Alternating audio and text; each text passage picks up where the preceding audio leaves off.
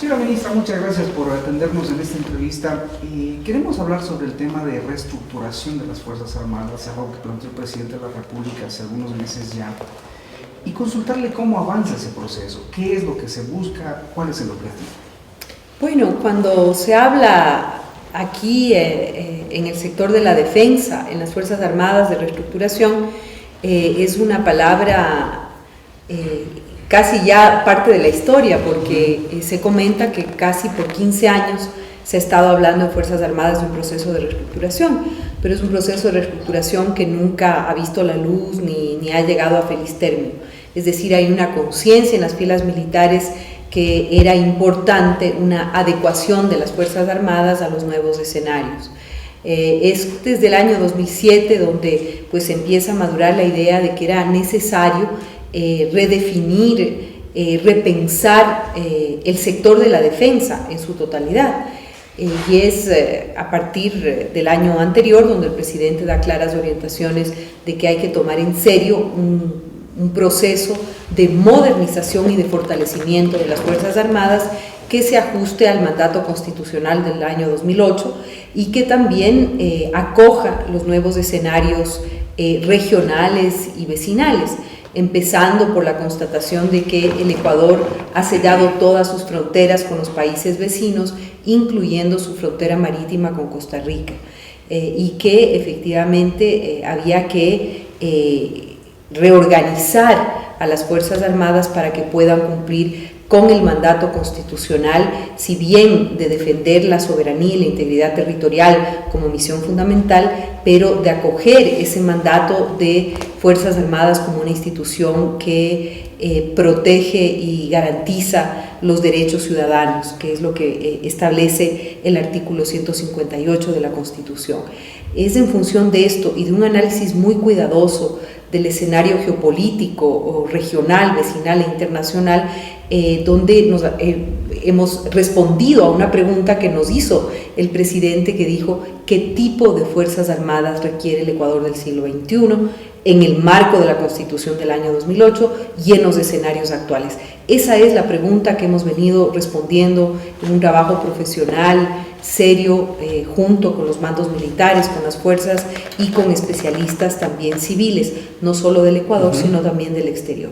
Ministra, ¿y qué análisis se hizo en cuanto a lo técnico? Es decir, ¿se hizo una visualización de las máximas, las mínimas, qué es lo que tiene, qué es lo que no tiene? ¿Cuál fue el análisis técnico y qué tiempo tomó eso? Básicamente, hemos estado trabajando por alrededor de un año, como digo, incluso recogiendo los resultados de ese proceso prolongado, pero sin una decisión política real de hace más de 15 años, pero básicamente trabajamos bajo 3 ejes, ¿no? Cómo fortalecer el empleo conjunto de las fuerzas, es decir, en el pasado teníamos la Fuerza Aérea por un lado, la Fuerza Naval por otro, la Fuerza Terrestre, sin niveles ni tácticos ni estratégicos adecuados de coordinación y de empleo conjunto. Primer eje. El segundo principio era de qué manera optimizar espacios y recursos en las 3 fuerzas, es decir, cómo generar economías de escala en las 3 fuerzas, incluyendo el talento humano, no solamente los espacios que estamos ocupando, sino el talento humano que estamos formando y que es una gran inversión que hace el Estado ecuatoriano. Y el tercer eje es de qué manera cumplir el mandato constitucional de que Fuerzas Armadas tienen que aportar al desarrollo nacional, ¿no? Y en este nuevo momento que vive el Ecuador, también ser un puntal en la transformación de la matriz productiva y del buen vivir de los ecuatorianos y ecuatorianas. Eso repotencia desde nuestros institutos de investigación de la defensa hasta nuestras industrias de la defensa. Es bajo esos 3 ejes articuladores que pensamos la propuesta que se le llevó al presidente finalmente hace unas pocas semanas. ¿Se dieron cuenta que Disculpe. Tengo un problemita aquí.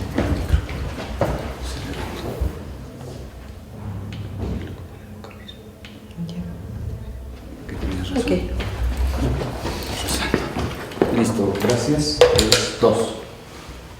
Ministra, ¿se dieron cuenta de que había mucho personal subutilizado y mucho espacio físico subutilizado? Bueno, más más que hablar de subutilización, de lo que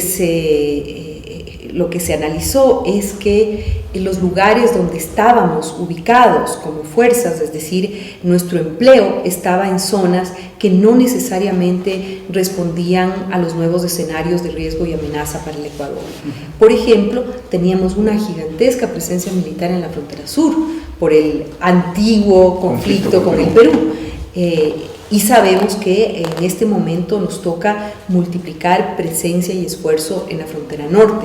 Sabemos también, por ejemplo, que la inseguridad y los delitos en el mar se han multiplicado y que era necesario en la Fuerza Naval, ¿no?, hacer que nuestra Policía Marítima tenga un proceso de desconcentración. Antes todas las operaciones de la franja costera se planificaban desde Guayaquil, había un proceso centralizado y ahora vamos a incrementar nuestra presencia con unidades militares mucho más seguidas en la franja costera porque necesitamos controlar la seguridad en la zona marítima de mejor manera.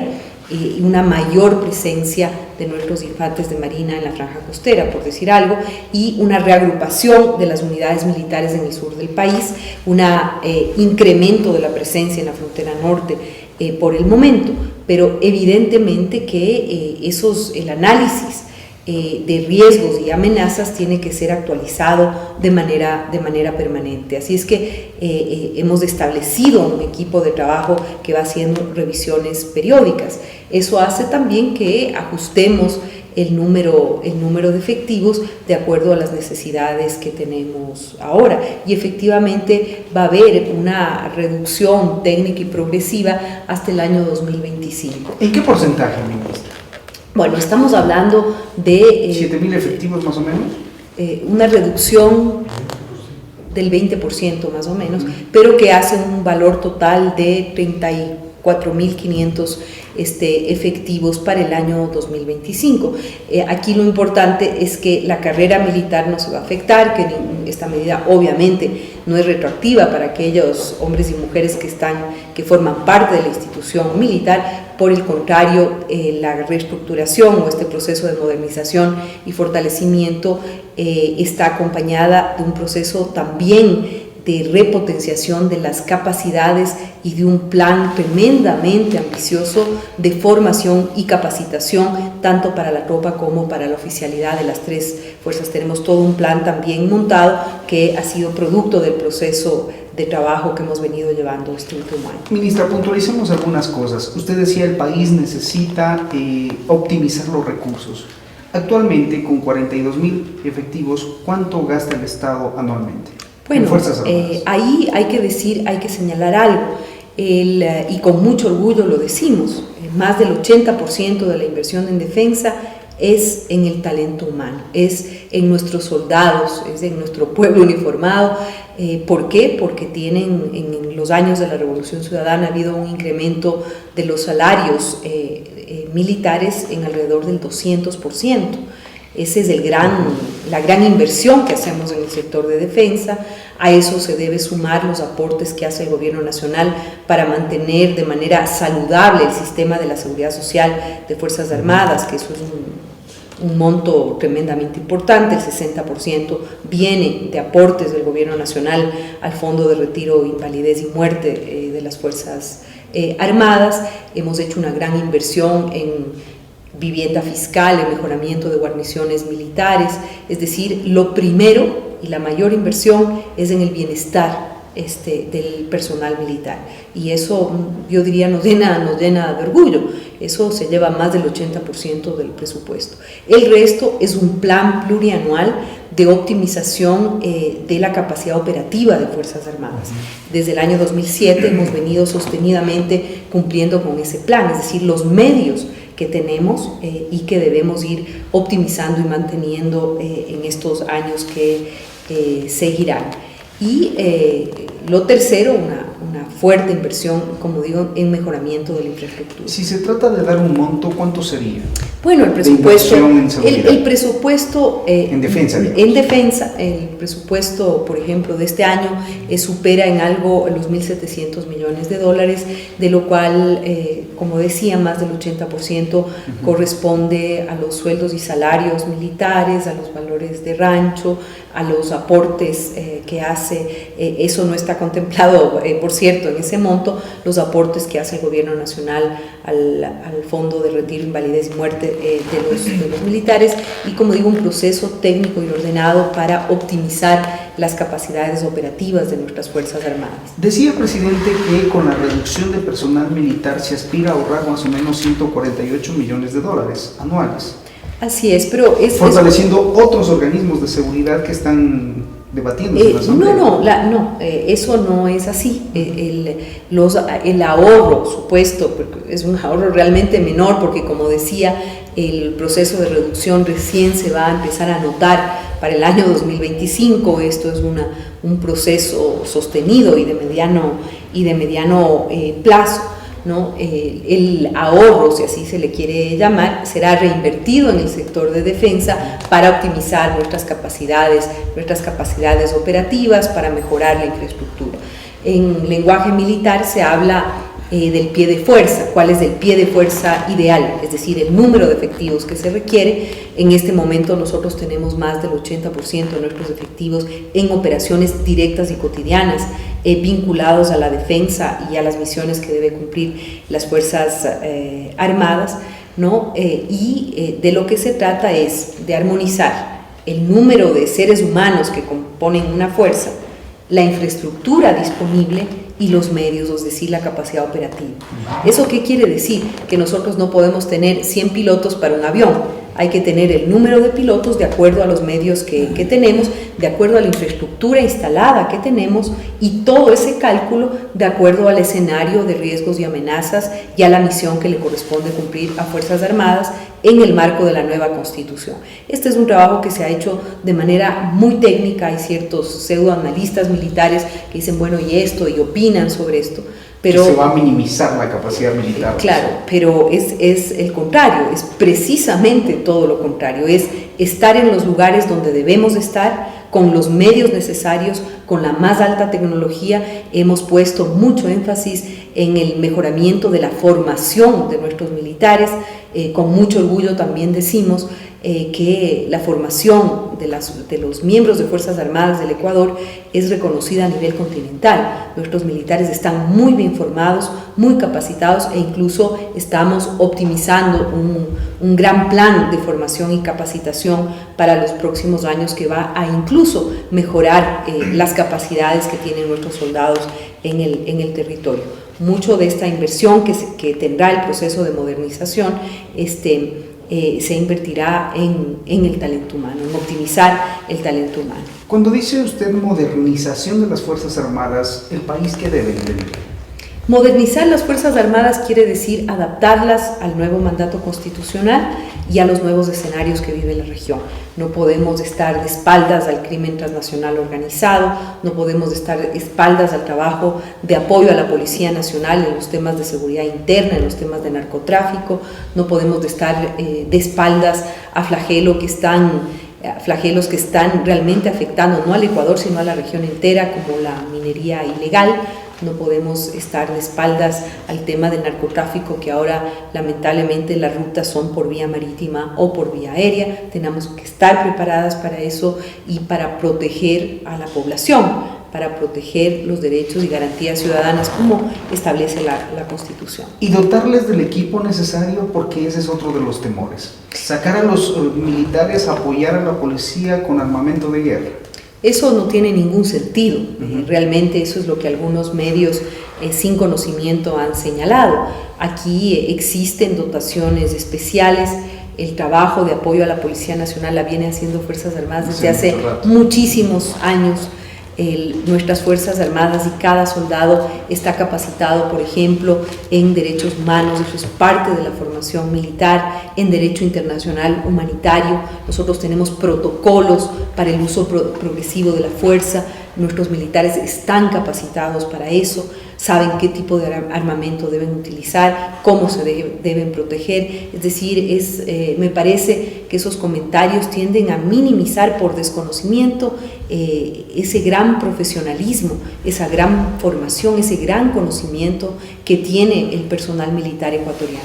Ministra, se acaba de aprobar en la Asamblea una reforma a la Ley de Seguridad para otorgarle esta nueva misión, digamos, a Fuerzas Armadas. Pero hay quienes dicen que lo que se debería hacer es una reforma constitucional. ¿Por qué no se hizo una reforma constitucional? Bueno, precisamente la reforma a la Ley de Seguridad Pública del Estado es para empatar mejor los contenidos de la Ley de Seguridad con el mandato constitucional.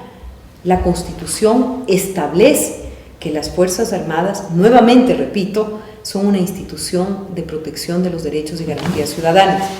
Dice que las Fuerzas Armadas deben apoyar y aportar al desarrollo. Señala que las Fuerzas Armadas deben participar en la seguridad integral.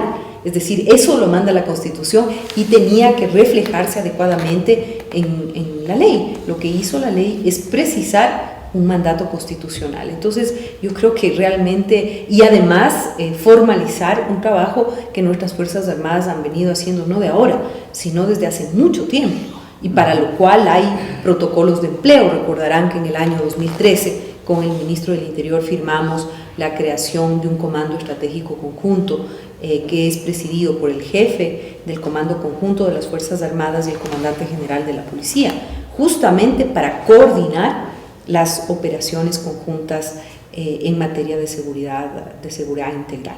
Pero claro, si hay mala fe y si hay desconocimiento, pues tenemos los resultados donde la opinión publicada es totalmente distinta a lo que la opinión pública sabe y conoce, y sobre todo al trabajo profesional y serio que se ha hecho desde el Ministerio de Defensa con claras orientaciones y lineamientos del presidente.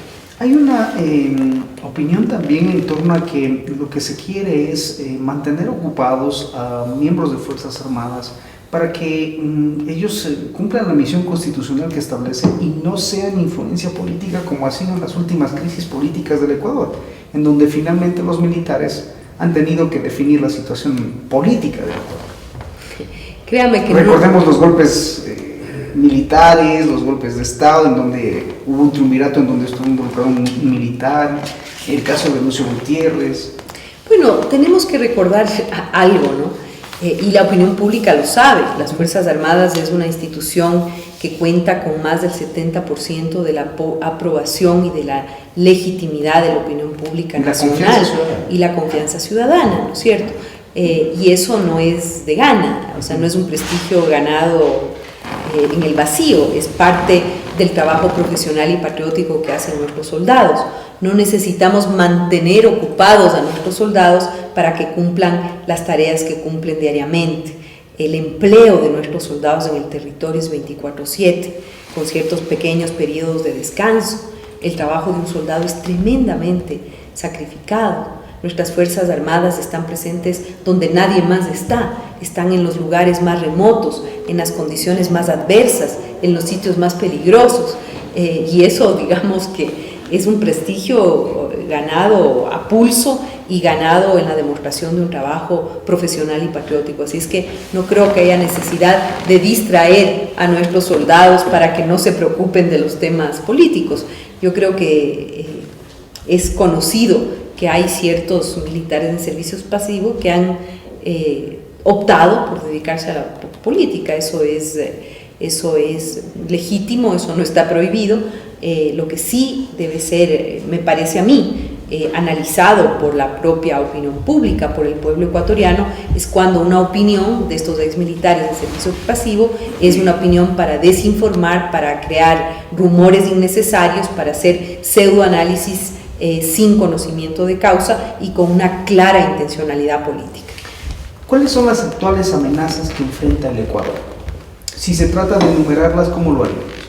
Bueno, yo diría que en este nuevo escenario que vivimos, uno de los grandes temas que están ahora en la palestra son los temas de la ciberdefensa, que es una nueva capacidad que debemos optimizar y desarrollar con mucho cuidado porque es una amenaza real. Hablábamos del crimen transnacional organizado, en el que efectivamente las Fuerzas Armadas tienen que participar activamente. Eso incluye los temas de narcotráfico, los temas de minería ilegal, los temas de piratería en el mar. Nuestros infantes de marina ocupan gran parte de su tiempo en aquello, ¿no? Están ese tipo de temas. El Ecuador no puede descuidar su frontera norte. Cotidianamente estamos haciendo un trabajo muy esforzado de garantizar que en nuestro país pues esté libre de la presencia de grupos irregulares armados y todo lo que conlleva la presencia de esos grupos. Para nosotros, para el Ecuador, para nuestro gobierno, como lo ha dicho el propio presidente, es fundamental que avancen los diálogos de paz en Colombia, porque eso va a reducir la presión que en este momento tenemos, y pues los cientos de misiones en apoyo al desarrollo y en apoyo a otras entidades del Estado que hacen nuestras Fuerzas Armadas. Recordemos todo lo que hacen, a veces nos olvidamos incluso en el cotidiano. ¿Quién se encarga de preparar, garantizar la seguridad de los procesos electorales? Nuestras Fuerzas Armadas. Producimos desde las papeletas, estamos en el antes, en el durante y el después, trasladamos el material electoral, cuidamos en los recintos electorales, por señalar una de las actividades, la Secretaría Nacional de Riesgos, que es el ente rector en riesgos, pero el brazo operativo principal en situación de riesgo son nuestras Fuerzas Armadas, que cada vez son más sofisticadas y más eficientes para atender riesgos. Ustedes ven en las sucesivas erupciones del volcán Tungurahua, ya nuestras Fuerzas Armadas tienen un protocolo impecable y perfecto para hacer las evacuaciones, para recibir a las personas afectadas en los albergues. El día de ayer hemos tenido una reunión de trabajo para empatar ya un proceso preparatorio para estar listos para un eventual fenómeno del Niño. Estamos, como digo, capacitados y preparados para atender riesgos y desastres. El apoyo que hacemos a la Agencia de Regulación y Control Minero para los temas de minería ilegal, el apoyo que hacemos a la ARCH, que es la Agencia de Regulación y Control Hidrocarburífero. Nosotros somos los agentes que controlamos el contrabando de hidrocarburos, cuidamos las fronteras, estamos en la frontera norte, estamos en la frontera sur, es decir, hay más de 50 o 60 misiones subsidiarias que están desarrollando ahora nuestras Fuerzas Armadas. Ministra, el presidente de la República el 30 de noviembre lanzó una propuesta para desvincular miembros de Fuerzas Armadas de forma voluntaria, decía él, aclarando esa palabra, y proponiendo estos 4 nuevos organismos de seguridad.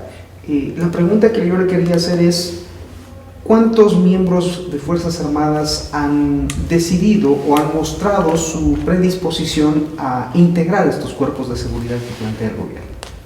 Realmente muy complicado responder a su pregunta porque no sabría qué decirle al respecto, no sabemos qué número de miembros de Fuerzas Armadas estarían interesados. Este es una opción, una oportunidad interesante. Este cuarto libro está siendo discutido en la Asamblea, pasará un proceso, pero lo que sí quiero señalar, de manera permanente las posibilidades de los miembros de las filas militares siempre están abiertas.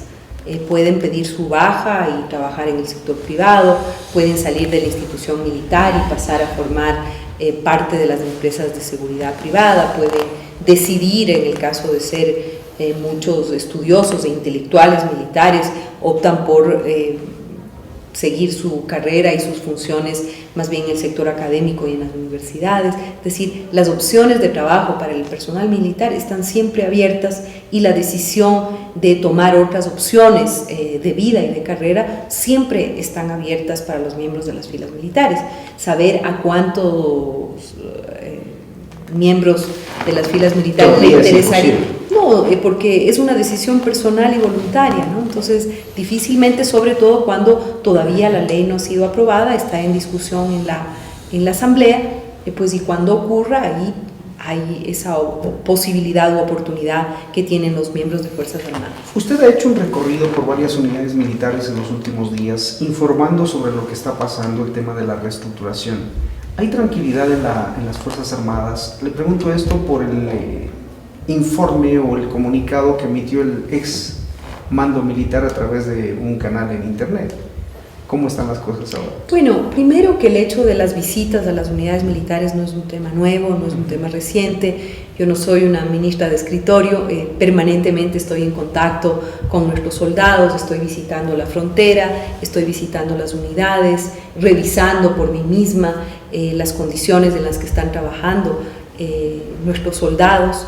Así es que eso no es nuevo y cada vez que tenemos la oportunidad de visitar las unidades, tenemos reuniones informativas, pero también de diálogo, de receptar y recibir las preocupaciones que tienen los miembros de Fuerzas Armadas en todos los puntos cardenales donde nos encontramos.